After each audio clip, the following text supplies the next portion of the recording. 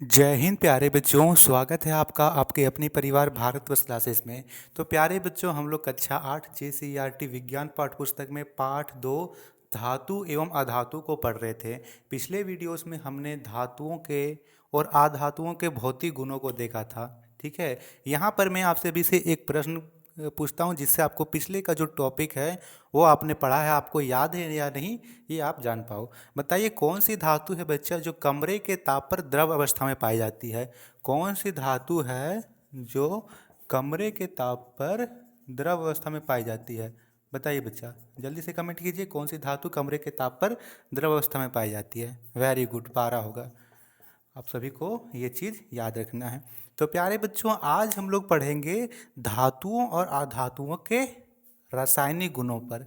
आप सभी जानते हो कि लोहा में जंग लगता है। तो लोहा में जंग लगने का कारण क्या है? लोहा में जंग क्या लगता है? लोहे के ऊपर जो परत जम जाती है उस परत को क्या कहते हैं? वह परत क्यों जमती है? तो इसी के बारे में हम लोग इस वीडियो में समझेंगे। सबसे पहले हम लोग देखेंगे कि ऑक्सीजन के साथ अभिक्रिया करके क्या बनता है। जब धातुएं ऑक्सीजन के संपर्क में आती है तो यहाँ पे क्या होता है और कौन सा नया चीज़ बनता है। तो बच्चा, जब भी धातु ऑक्सीजन से क्रिया करती है तो धात्विक ऑक्साइड बनता है। ये चीज़ आप अपनी कॉपी में शॉर्ट नोट्स जरूर बनाइएगा। जब भी धातु ऑक्सीजन के साथ यहाँ पे अभिक्रिया करती है तो धात्विक ऑक्साइड बनता है। यहाँ पे आपको याद रखना है, कुछ तत्वों के साथ वो अधिक अभिक्रिया करती है और कुछ तत्वों के साथ वो मंद और धीरे धीरे अभिक्रिया करती है। यहाँ पे आपको याद रखना है, जो सोडियम सोडियम जो होता है बच्चा, उसके साथ यदि ऑक्सीजन मिल जाए, यानी सोडियम ऑक्सीजन के साथ बहुत तेज़ी अभिक्रिया करती है और सोडियम ऑक्साइड बनाती है। क्या बनाता है? Sodium oxide. सोडियम ऑक्सीजन के साथ अभिक्रिया कर कर सोडियम ऑक्साइड बनाता है। ये आप लिख लीजिए। यहाँ पे एक और चीज़ आपको याद रखना है, सोडियम के साथ जो पोटेशियम है उसके साथ भी यहाँ पे अभिक्रिया करके पोटेशियम ऑक्साइड बनाएगा। जबकि लोहा तथा मैग्नीशियम, इसके साथ जो अभिक्रिया होता है वो थोड़ा सा मंद होता है। ठीक है, लोहा ऑक्सीजन Fe यानी लोहा और O2 यानी ऑक्सीजन, ये अभिक्रिया करके लोह ऑक्साइड बनाएगा, जिसको यहाँ पे हम लोग जंग कहते हैं।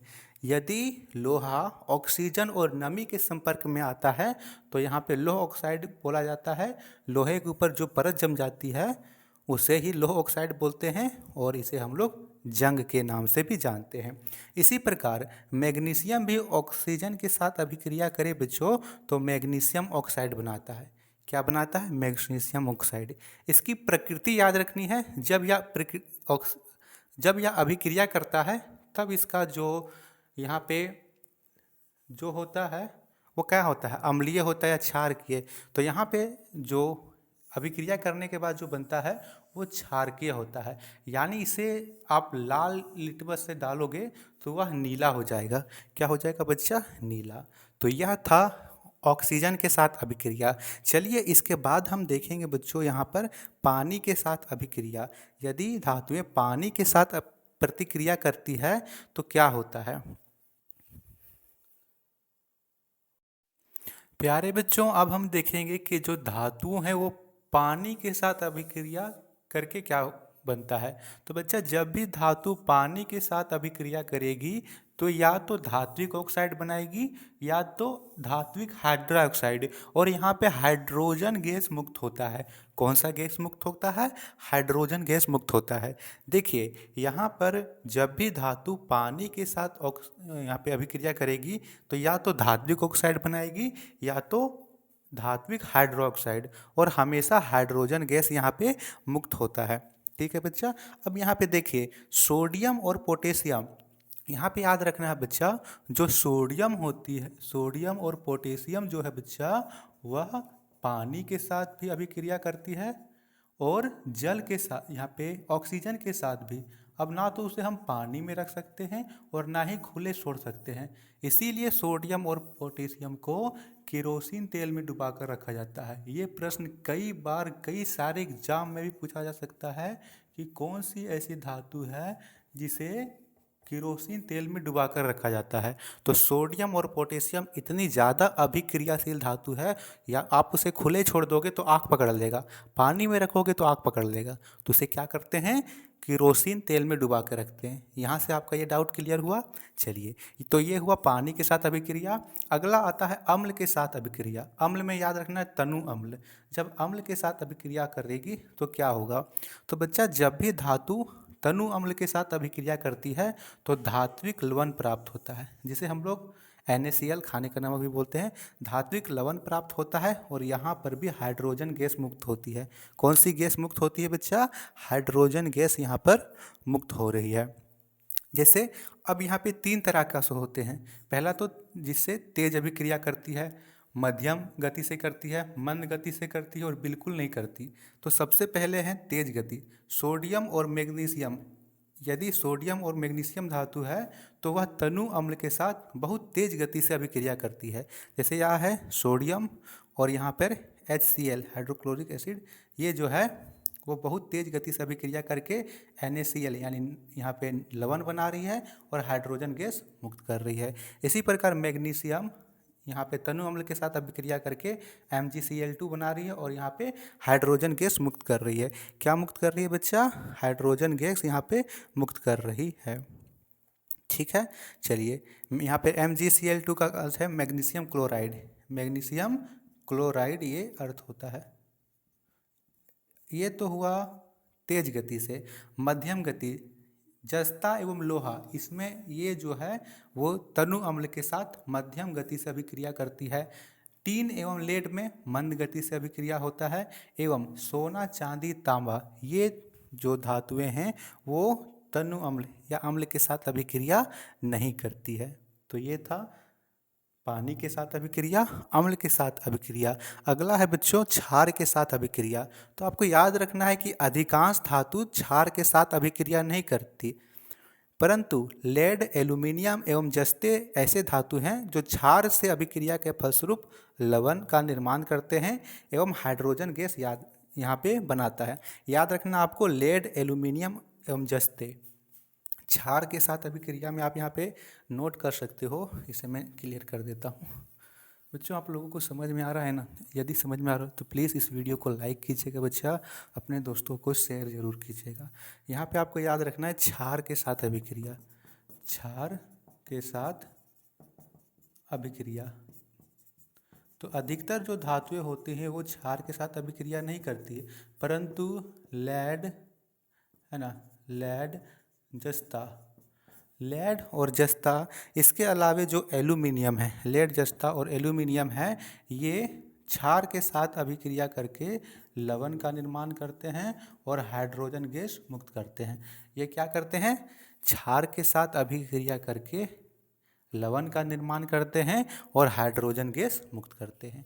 तो बच्चों ये था धातुओं के रासायनिक गुण। चलिए अब इसके बाद हम देखेंगे अधातुओं के रासायनिक गुण। ठीक है, अधातु ऑक्सीजन के साथ अभिक्रिया करके क्या बनाते हैं, इसके बाद फिर जल के साथ अभिक्रिया करके क्या बनाते हैं, अम्ल एवं क्षार के साथ अभिक्रिया करके क्या बनाते हैं। फिर हम इन सभी को एक तालिका द्वारा सभी की तुलना करेंगे। इसके बाद हम देखेंगे कि धातुओं के क्या प्रयोग हैं, अधातुओं के क्या प्रयोग है। ठीक है बच्चा, तो चलिए आप इसे नोट्स करते हुए चलिएगा।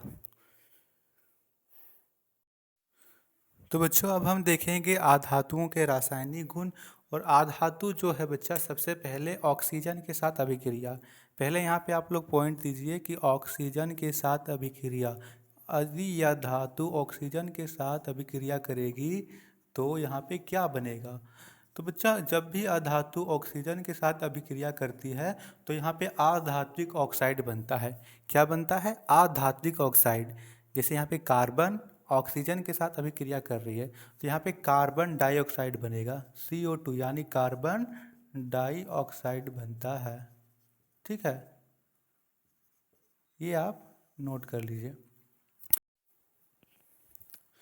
बच्चों यहाँ पे आपको याद रखना है, जो सफ़ेद फास्फोरस कमरे के तापमान कर अब तेज़ी से अभिक्रिया कर यहाँ पे ऑक्साइड बनाता है, ठीक है। इसीलिए इसको पानी के अंदर संग्रह किया जाता है। आप यहाँ पे याद देख सकते हो कि फास्फोरस ऑक्सीजन के साथ अभिक्रिया करके फास्फोरस पेंटाऑक्साइड ऑक्साइड बना रहा है। इसीलिए इसे हम लोग क्या रखते हैं, पानी में संग्रह करते हैं, पानी में संग्रह करते हैं। अगला है यहाँ पे जल के साथ अभिक्रिया।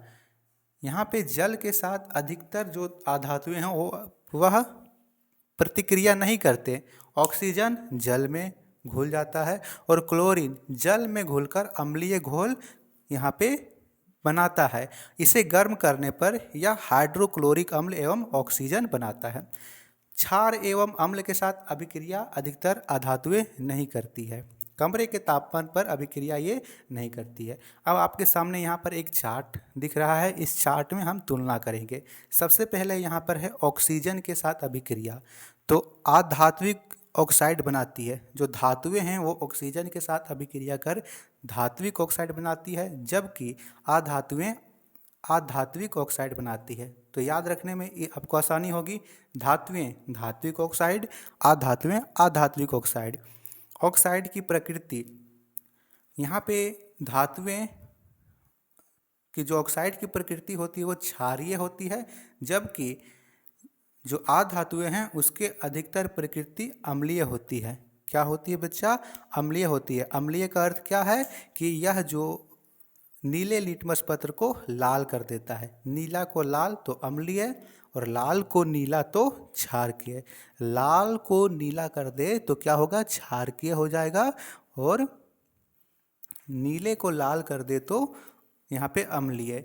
जल से अभिक्रिया धात्विक ऑक्साइड या हाइड्रोक्साइड बनाती है एवं हाइड्रोजन गैस मुक्त करती है, जबकि अधातुएं कोई अभिक्रिया नहीं करती। अपवाद में याद रखना है ऑक्सीजन एवं क्लोरीन ये जल में घुल जाते हैं।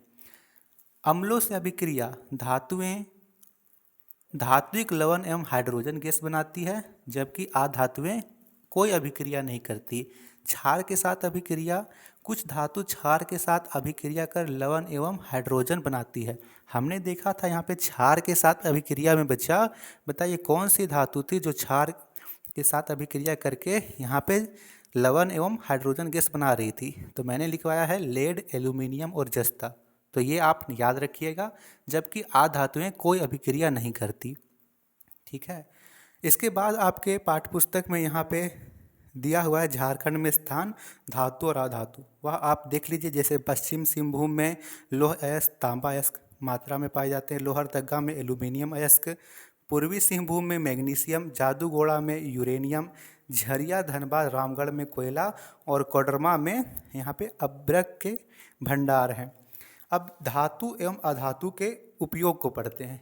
धातु एवं अधातु के हमारे दैनिक जीवन में क्या क्या उपयोग हैं, तो आप इसे कॉपी में ज़रूर लिखिए बच्चा, और इसे एक दो बार आप पढ़िए, तब आपको ये चीज़ें दिमाग में बैठ जाएंगी। सबसे पहले हम लोग धातु के उपयोग को पढ़ते हैं। तो यहाँ पे लिखा हुआ है, पहला विद्युत तार का निर्माण, जैसे तांबा एवं एल्यूमिनियम। आप सभी जानते हो तांबा एवं एल्यूमिनियम विद्युत के सुचालक हैं और इसका निर्माण किया जाता है। बर्तन, मशीन एवं उपकरण का निर्माण, जैसे तांबा, लोहा, एल्युमिनियम, इसका हम लोग बर्तन बनाते हैं, मशीन बनाते हैं, उपकरण बनाते हैं। मकान एवं पुल का निर्माण, जैसे लोहा, गहने बनाने में जैसे सोना चांदी, आतिशबाजी में जैसे मैग्नीशियम। देखिए बच्चों, आतिशबाजी के रूप में हम लोग मैग्नीशियम का प्रयोग क्यों करते हैं? आतिशबाजी में क्या होता है? पटाखों में रंग बिरंगे, यहाँ पे रंग बिरंगे प्रकाश मिल निकलते हैं, तो मैग्नीशियम रंग बिरंगे प्रकाश को देगा। अगला यहाँ पे दिया हुआ है बच्चा, छठा, खाद्य पदार्थों को ढकने के लिए पन्नी के रूप में, जैसे एल्यूमिनियम। विद्युत फ्यूज तार एवं खाना पकाने वाले बर्तन, जैसे टीन। थर्मामीटर में, जैसे पारा। अंतरिक्ष शोध में, जैसे सोडियम, टाइटेनियम। एक्सरे हेतु, जैसे लेड। तो ये थे धातुओं के उपयोग। अब हम देखते हैं अधातुओं का उपयोग। अधातुओं के उपयोग में पहला है यहाँ ऑक्सीजन, दहन एवं सजीवों के श्वसन के लिए आवश्यक। विटामिन, वसा, प्रोटीन एवं कार्बोहाइड्रेट के कार्बन के रूप में उपस्थित। कार्बन के अपरूप, जैसे हीरा, ग्रेफाइट, कोयले आदि के रूप में। हाइड्रोजन का ईंधन के रूप में उपयोग। हाइड्रोजन का वनस्पति तेल के उत्पादन में उपयोग। आयोडीन का रोगाणुरोधक के रूप में उपयोग। आयोडीन का आयोडाइज नमक के रूप में उपयोग, नाइट्रोजन का भोजन संरक्षण में उपयोग। आप सभी जानते हो कि चिप्स का जो पैकेट होता है उसमें नाइट्रोजन गैस पाई जाती है, तो ये भोजन को संरक्षित करता है। नाइट्रोजन का पौधों द्वारा प्रोटीन बनाने में उपयोग, द्रवित नाइट्रोजन का रक्त में एवं दान किए गए शरीर के अंगों को संरक्षित रखने में उपयोग। क्लोरीन का उपयोग जल शुद्धिकरण में, क्लोरीन का उपयोग कागज एवं वस्त्र उद्योग के विरंजक के रूप में, क्लोरीन का उपयोग कीटनाशक जैसे गैमेक्सिन विरंजक चूर्ण के निर्माण में, अक्रिय गैस जैसे हीलियम का उपयोग गैस बलून को भरने में, नियोन का उपयोग विद्युत ट्यूबलाइट में भरने एवं चमक के लिए। ठीक है, याद रखना है जो नियोन गैस है वो ट्यूबलाइट में भरी जाती है। और आर्गन का उपयोग विद्युत बल्ब में। विद्युत बल्ब में कौन सी गैस भरी जाती है? Argon gas. आर्गन अधातु है।